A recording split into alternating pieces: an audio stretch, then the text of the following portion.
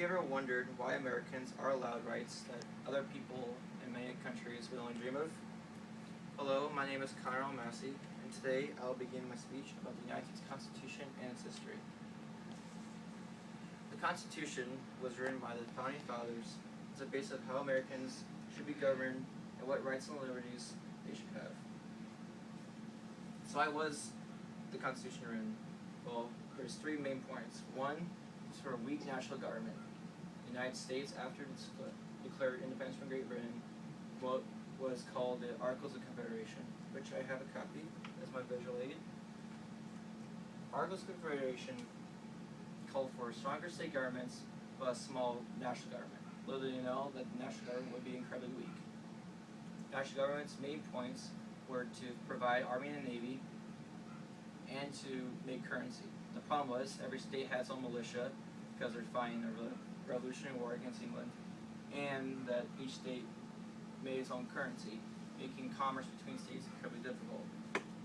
There also wasn't any executive or judicial branch, so there's no president or Supreme Court like we have today to interpret laws. I received information from the Essentials of American Government by Connor, Sabato, and Yanis.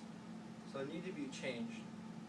So according to the Penguin Guide to the United States Constitution by Richard Bremen, there was a constitutional convention held in Philadelphia in the summer of 1787.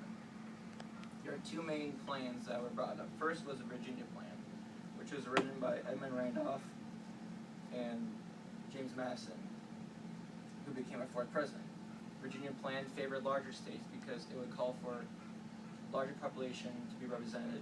So more population the state has, the more representation it gets, which what we have today.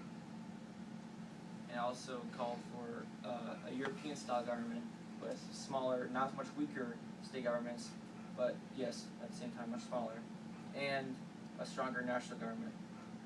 The New Jersey Plan was brought up because smaller states did not like this idea because they had smaller populations.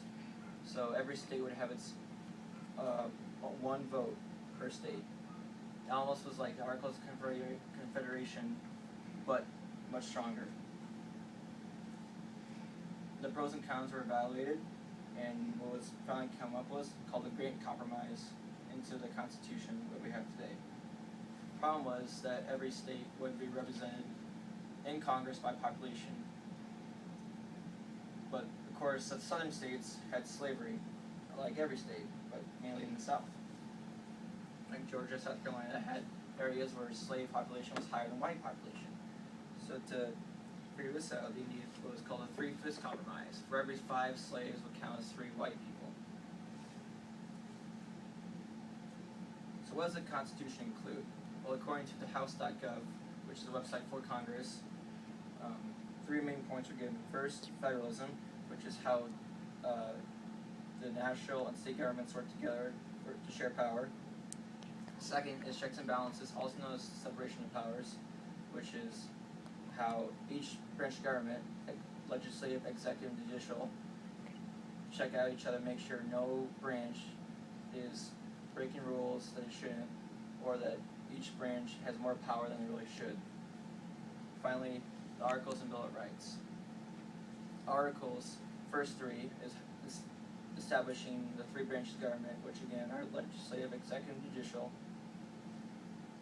4 through 6 deal with relationships among states, declare national law to be supreme, and how to amend the Constitution.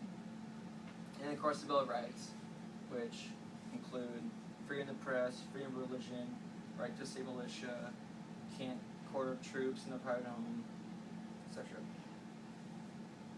To summarize my speech, the Articles of Confederation were incredibly weak, and they need to be changed. So the Constitutional Convention was held to establish what we now know as the United States Constitution. The ideas and actions of the people who wrote this document are arguably one of the most important in human history, have an incredible effect on every American today. Thank you for your time.